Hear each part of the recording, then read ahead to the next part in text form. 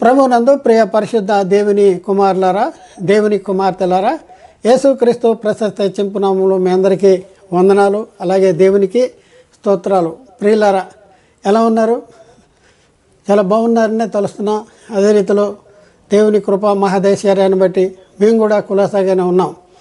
ప్రియులారా, ఒక ప్రత్యేక అంశం ద్వారా మీ చేరువలోనికి రావటానికి దేవుడు మాకు అనుగ్రహించినటువంటి ఈ కృపను బట్టి మరొకసారి దేవునికి కృతజ్ఞతాస్తులు చెల్లిస్తున్న దేవునికి స్తోత్రాలు. ప్రియులారా, ఈరోజు మనము నేర్చుకునే అంశము అనుగ్రహించిన ఈవులు. అంటే యేసుక్రీస్తు సెలవులో ధర్మశాస్త్రాన్ని కొట్టివేయటం ద్వారా మరి మనుషులకు అనుగ్రహించిన ఈవులు. అంటే ధర్మశాస్త్రం వలన పాపం అనే చెరలో బంధించబడిన వారిని యేసుక్రీస్తు సెలవులో ధర్మశాస్త్రాన్ని కొట్టివేయటం ద్వారా మరి ఆ ధర్మశాస్త్రం వల్ల పాపం అనే చెరగా పట్టుకుని పోయాడు. ఆ పట్టుకుని పోయిన తర్వాత మనుషులకు అనుగ్రహించిన ఈవులేంటి అనే దాని గురించి మనం కొన్ని వారాలుగా మనం నేర్చుకుంటున్నాం. అయితే ప్రియులారా, ఈరోజు మనం ఒక ప్రత్యేక అంశము, గత వారము క్లాస్ నెంబర్ 6 నేర్చుకున్నాం. ఈ వారము క్లాస్ నెంబర్ 7. ఈ క్లాసులో మనము 12వ పాయింట్, గత వారం 11వ పాయింట్ వరకు నేర్చుకున్నాం. ఈరోజు 12వ పాయింట్. 12వ పాయింట్ ఏంటంటే, శాశ్వతముగు జీవము గల దేవుని వాక్యం మూలంగా పుట్టింపబడ్డాం. యేసుక్రీస్తు చెరగా కొనిపోయి మనుషులకు అనుగ్రహించిన ఈవుల్లో 12వ ఈవు ఏంటంటే, శాశ్వతముగు జీవము గల దేవుని వాక్యం మూలంగా, అనగా అక్షయ బీజము నుండి పుట్టింపబడినటువంటి వారము అనేసి ఈరోజు మనం నేర్చుకుంటానికి ప్రయత్నం చేద్దాం. ప్రియులారా, మరి వచనాన్ని మనం చదువుకుందాం. పేతురు రాసిన మొదటి పత్రికలో 1వ అధ్యాయము 21వ వచనంలో అక్కడ మనం చూసుకుంటే, మీరు క్షయబీజము నుండి కాక శాశ్వతముగు జీవము గల దేవుని వాక్యం మూలంగా అక్షయ బీజము నుండి పుట్టింపబడిన వారు గనక నిష్కపటమైన సహోదర ప్రేమ కలిగి ఉండి అంటాడు. ఇక్కడ మనం ప్రియులారా మనం చూసుకుంటే, మీరు క్షయబీజము నుండి కాదు అంటాడు. అంటే మనల్ని పుట్టించాడంట. మనల్ని పుట్టించాడు. ఎలా పుట్టించబడిన వారము? మనం తల్లి గర్భము నుండి పుట్టక ఒకటైతే మరొక పుట్టక అనేది జరిగిందంట. మరొకటి పుట్టడం అనేది జరిగిందంట. ఏంటది? క్షయబీజం నుండి కాదు. క్షయబీజం అంటే రక్తం వలన, శరీరేత్వం వలన, మానసేత్వం వలన పుట్టుకను క్షయబీజము అంటారు. క్షయబీజము నుండి కాక శాశ్వతము జీవము గల దేవుని వాక్య మూలంగా అక్షయ బీజము నుండి పుట్టింపబడిన వారు అనేది చెప్తాం. అక్షయ బీజము నుండి పుట్టింపబడిన వారు అంటే మనం పరిశీలన చేసుకుంటే మనం క్రొత్తగా జన్మించేటటువంటి పరిస్థితి. ఒక జన్మేమో తల్లి గర్భం నుండి జన్మిస్తున్నాము, మరొక జన్మేమో అక్షయ బీజము నుండి దేవుని వాక్య మూలంగా మరి పుట్టిన జన్మ మరొకటి అనమాట. దీని గురించి యేసుక్రీస్తు వారు ఆయన జీవించిన కాలంలో చెప్పిన మాటలను ఒకసారి పరిశీలన చేసుకుంటే, యోహాను సువార్త 3వ అధ్యాయంలో 3 నుంచి 5 వచనాల్లో అక్కడ మనం చూసుకుంటే ప్రియులారా, అక్కడ ఏమనుందంటే, అందుకు యేసు అంటే నికోదేముతో మాట్లాడుతూ ఉన్నాడు. అందుకు యేసు, ఒకడు క్రొత్తగా జన్మించితే కానీ దేవుని రాజ్యమును చూడలేడని నీతో నిశ్చయముగా చెబుతున్నాను అంటున్నాడు. కొత్తగా జన్మిస్తే కానీ దేవుని రాజ్యమును చూడలేడంట. అయితే నికోదేము అంటున్నాడు, అందుకు నికోదేము, ముసలివాడనైన మనుషుడు ఎలాగూ జన్మించగలడు? రెండవ మారు తల్లి గర్భంలో ప్రవేశించి జన్మించగలడా అని ఆయన్ని అడిగాడు. అప్పుడు యేసు అంటున్నాడు, ఒకడు నీటి మూలంగాను ఆత్మ మూలంగాను జన్మించితేనే కానీ దేవుని రాజ్యంలో ప్రవేశింపలేడు అనేసి చెప్తున్నాడు.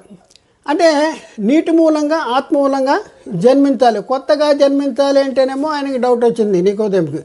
ముసలివాడినైనా నేను మరలా తల్లి గర్భంలోనికి ఎలా ప్రవేశించి మళ్ళీ జన్మించగలనంటే శరీర సంబంధమైన జన్మ అని అనుకుంటున్నాడు. అయితే యేసుక్రీస్తు శరీర సంబంధమైన జన్మ గురించి చెప్పట్లా. శరీర మూలంగా పుట్టింది శరీరమును, ఆత్మ మూలంగా జన్మించింది ఆత్మనే ఉందనేసి యోహాను సువార్తలో మనం 6వ వచనంలో యోహాను సువార్త 6వ వచనంలో మనం ఇప్పుడు చూసుకున్నాం కదా. యోహాను సువార్త 3వ అధ్యాయము 6వ వచనంలో అక్కడే ఉంది, శరీరం మూలంగా జన్మించింది శరీరమును, ఆత్మ మూలంగా జన్మించింది ఆత్మనే ఉన్నది.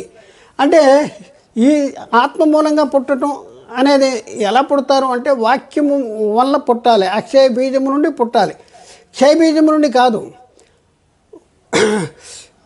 అదే యోహాను సువార్తలో 1వ అధ్యాయంలో 12, 13 వచనాలు కూడా మనం చదువుకుంటే అక్కడ మరి అక్షయ బీజము నుండి పుట్టించబడటం ఎలా అనేది మనం చూసుకుంటే యోహాను సువార్త 1వ అధ్యాయంలో 12, 13 వచనాల్లో 12వ వచనంలో చూస్తే, తన్ను ఎందరు అంగీకరించెదరు అనగా తన నామమందు విశ్వాసం ఉంచు వారికి దేవుని పిల్లలు అవుటకు ఆయన అధికారము అనుగ్రహించును. తను ఎందరు అంగీకరించెదరు అనగా తన నామమందు విశ్వాసం ఉంచాలి. విశ్వాసం ఉంచితే వాళ్ళు ఏమవుతారంటే దేవుని పిల్లలు అవటానికి అధికారం అనుగ్రహించాడు. దేవుని పిల్లలు అంటే ఎలాంటి పిల్లలు వీళ్ళు? ఎలాంటి పిల్లలు? రక్తం వలన పుట్టిన పిల్లల అంటే 13వ వచనంలో క్లారిటీ ఇస్తూ ఉన్నాడు. వారు దేవుని వలన పుట్టిన వారే కానీ రక్తం వలనైనను శరీరేత్త వలనైనను మానసేత్త వలనైనను పుట్టినవారు కారు అనేది చెప్తున్నాడు.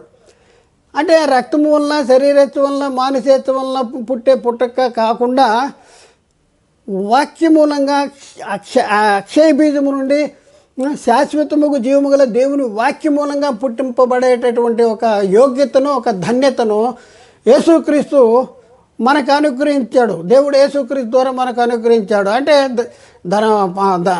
పాపానికి బలమైన ధర్మశాస్త్రాన్ని యేసుక్రీస్తు సిలువలో కొట్టివేయటం ద్వారా ధర్మశాస్త్రం వలన పాపం అనే చెరలో బంధించబడిన వారిని చెరపట్టబడిన వారిని విడిపించాడు. చెరగా పట్టుకుపోయి మనకి ఈవులు అనుగ్రహించాడు. ధర్మశాస్త్రము తీసివేయటం ద్వారా మనము యేసుక్రీస్తు దగ్గరికి రావటం ద్వారా, క్రీస్తును అంగీకరించడం ద్వారా మనకి కలిగినటువంటి గొప్ప ఈవి ఏంటంటే పుట్టించబడటం, అక్షయ బీజము నుండి పుట్టించబడటం. అందుకనే ప్రియులరా, పౌలు కూడా వాక్యాన్ని ప్రకటిస్తున్నటువంటి సువార్తను ప్రకటిస్తున్నటువంటి పౌలు సువార్త ప్రకటిస్తే అనేక మంది ఆ సువార్తకు లోబడి యేసుక్రీస్తునందు విశ్వాసం ఉంచి, క్రీస్తు రక్తమునందలి విశ్వాసం ఉంచి, యేసుక్రీస్తు సిలువ బలియాగమునందు విశ్వాసం ఉంచి, క్రీస్తు మృతుల పునరుద్ధానాన్ని గురించి విశ్వాసం ఉంచి వాళ్ళు ఏం చేశారంటే నమ్మి బాప్తిజం తీసుకున్నారు. బాప్తిజం తీసుకున్న వాళ్ళతో చెప్తా ఉన్నాడు ఏంటంటే, నేను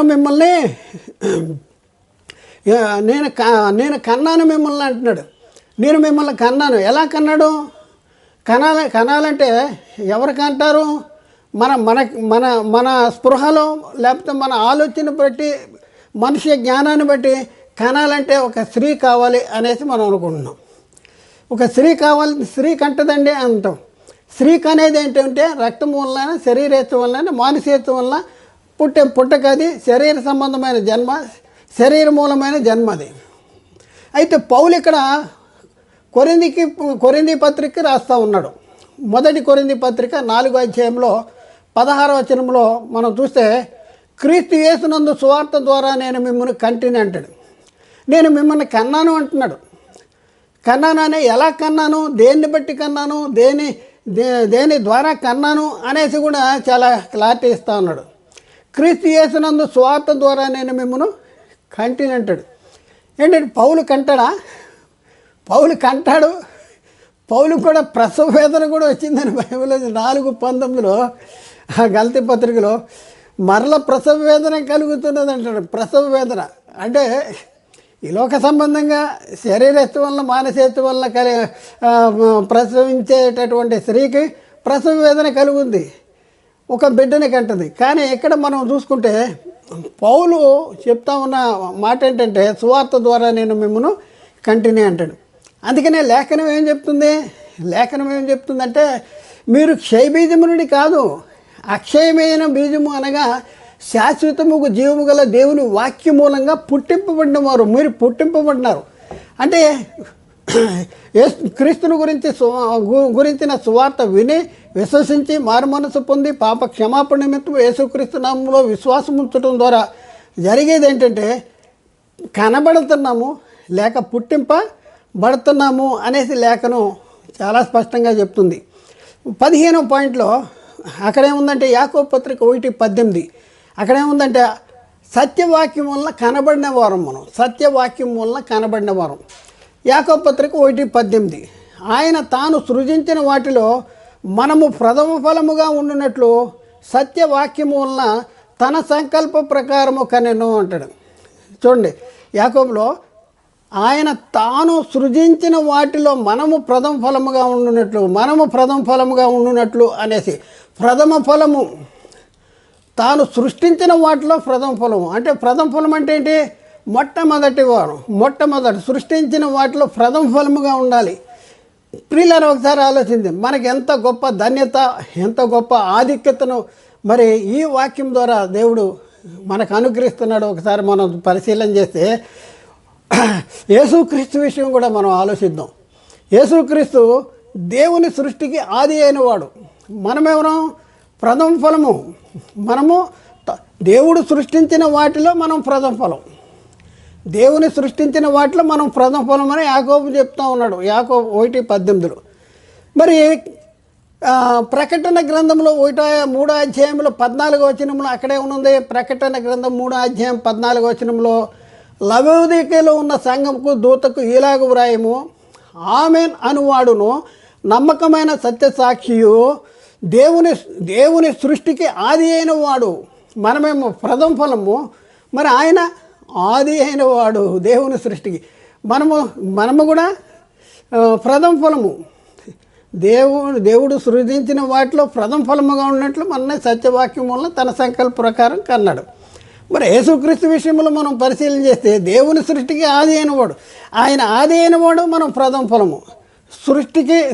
దేవుడు సృష్టించిన సృష్టిలో మనం ప్రథమ ఫలము, దేవుడు సృష్టించిన సృష్టికి ఆయన ఆది. ఎంత గొప్ప ధన్యత చూడండి. యేసుక్రీస్తు ఆది అయినవాడు, మనం ప్రథమ ఫలము. ఒకసారి ఆలోచించండి, ఎలా జరుగుతుంది ఇది అంటే దేవుని వాక్యమైన అక్షయ బీజము నుండి శాశ్వతముకు జీవము గల దేవుని వాక్యం మూలంగా పుట్టించబడటం. ప్రియులారా, ఒకసారి ఆలోచించండి. అసలు నీటి మూలంగా జన్మించటం అంటే ఏంటి? మనం చూసాం కదా, యేసుక్రీస్తు నికోదేముతో నీటి మూలంగా జన్మించటం అంటే ఏంటి? మళ్ళీ అదే యేసుక్రీస్తు చెప్తున్నాడు, ఒకడు కొత్తగా జన్మించాలి అని అంటాడు. కొత్తగా జన్మించటం అంటే ఏంటి? ఎలా జన్మిస్తాం? నీటి మూలంగా జన్మించాలంటే ఎలా జన్మిస్తాం? మన భాషలో జన్మించటం అనేది అర్థం వేరు, కానీ బైబిల్ అర్థం ఏంటి అనేది మనం తెలుసుకోవాలి. బైబిల్ అర్థం. అలాగే దేవుని వలన పుట్టడం అంటే ఏంటి? దేవుని వలన పుట్టడం అంటే ఏంటి?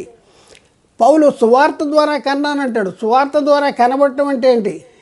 అలాగే సత్యవాక్యం వలన కనబడటం, సత్యవాక్యం వలన తన సంకల్ప ప్రకారం మొన్న కన్నాడు కదా, సత్యవాక్యం వలన కనటం అంటే ఏంటి? ఇవన్నీ కూడా మనం తెలుసుకోవాల్సిన అవసరం ఉంది. అయితే దీని సమాధానము ఏంటంటే, సత్యవాక్యం వినాలి అంటే ప్రకటించబడినటువంటి వాక్యాన్ని వినాలి. ఆ తర్వాత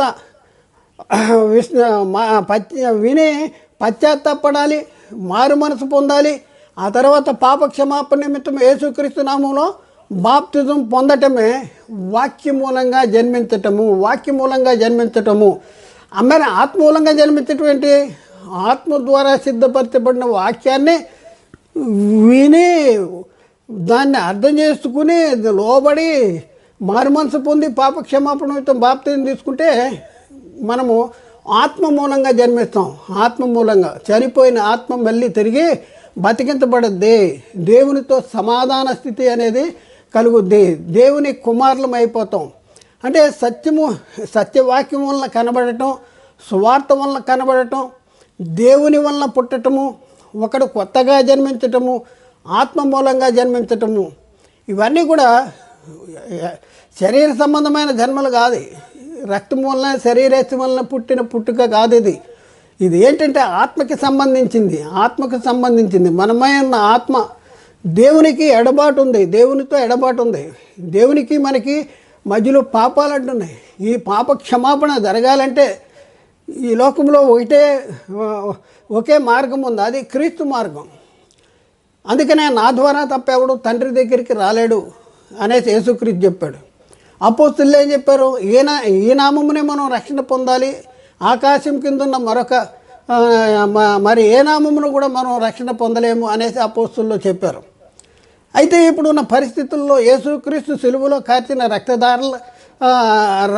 రక్తదారులో మరి ఆయన సిలువ మరణము పునరుద్ధానము అనే సంగతులు మనం విని విశ్వసించి నా పాపాల కోసం యేసుక్రీస్తుని దేవుడు ఈ లోకానికి పంపించాడు, నా పాపాల కోసం యేసుక్రీస్తు ఈ లోకాల్లో శ్రమపడ్డాడు, సిలువేయబడ్డాడు, రక్తం చిందించాడు, చనిపోయాడు, అలాగే తిరిగి లేచాడు, పరలోకానికి వెళ్ళాడు, తిరిగి ఆయన విశ్వాసం ఉంచు వారిని తిరిగి తీసుకెళ్ళటానికి మళ్ళీ రాబోతున్నాడు అనేసి మనము విని విశ్వసించి మారు మనసు పొంది పాప క్షమాపణ నిమిత్తం యేసుక్రీస్తు నామములో బాప్తిజం తీసుకుంటమే కొత్తగా జన్మించటం, ఆత్మ మూలంగా జన్మించటం, దేవుని వలన పుట్టటం, సువార్త వలన పుట్టటం, సత్యవాక్యం వలన కనబడటం, మరి వాక్యమూలమైన జన్మ, ఇవన్నీ కూడా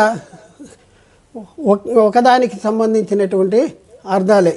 దీనివల్ల మనం ఏం జరుగుతుందంటే ముందున్న స్థితిని తిరిగి సంపాదించుకుంటున్నాం.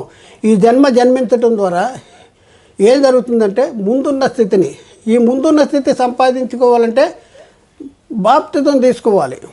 బాప్తిజం తీసుకోకుండా ఈ ఆత్మమూలమైన వాక్యమూలమైన జన్మ, నేను వాక్యాన్ని విన్నాను, నాకు బాగా వాక్యం చదువుతాను, నాకు వాక్యం వచ్చు, నేను పాటలు పాడతాను, నేను వాక్యం చెప్తాను, కానీ బాప్తిజం తీసుకోను అంటే కుదరదు. ఎందుకంటే బాప్తిజంలోనే అసలైన సంగతి. బాప్తిజంలో పాప విషయంలో చనిపోతున్నాం, పాతి పెట్టబడుతున్నాం, తిరిగి లేచినప్పుడు నూతన కొత్తగా జన్మించామా. కొత్తగా జన్మించటం అంటే ఏంటి? జన్మించామా, దేని బట్టి జన్మించాం? ఆత్మమూలంగా జన్మించామా, దేవుని వలన పుట్టామా, సువార్త ద్వారా కనబడ్డామా, సత్యవాక్యం వలన మనం కనబడ్డామా, ఎలాంటి పరిస్థితుల్లో ఉన్నాము, మన పరిస్థితి ఏంటి, మనం ఆలోచించుకోవాల్సిన అవసరం ఉంది. మనం శరీర మూలంగా జన్మించింది శరీరం అయితే, ఆత్మ మూలంగా జన్మించింది ఆత్మీయమైనది. శరీర మూలంగా జన్మించింది రక్తం వలన, శరీరేచ్ఛ వలన, మానసేచ్ఛ వలన పుట్టిన జన్మ అది. ఇది క్షయబీజము నుండి కాదు. మరి ఆత్మ సంబంధమైన జన్మ క్షయబీజము నుండి కాదు, అక్షయబీజము నుండి, అనగా జీవము గల దేవుని వాక్య మూలంగా పుట్టించబడటం, స్వార్థ ద్వారా కనబడటం.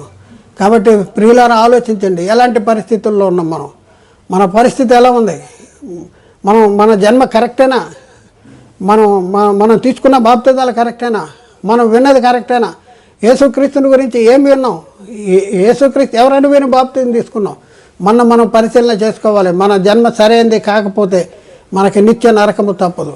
కాబట్టి ఆలోచించేయండి, అర్థం చేసుకోండి, సత్యాన్ని గ్రహించడానికి ప్రయత్నం చేయండి. దేవుడు మాట్లాడిన ప్రతి మాట ప్రతి ఒక్క హృదయంలో నీరుగట్టి ఫలింపు చేయనుగాక. ఆమెన్. అందరికీ వందనాలు, దేవునికి స్తోత్రాలు.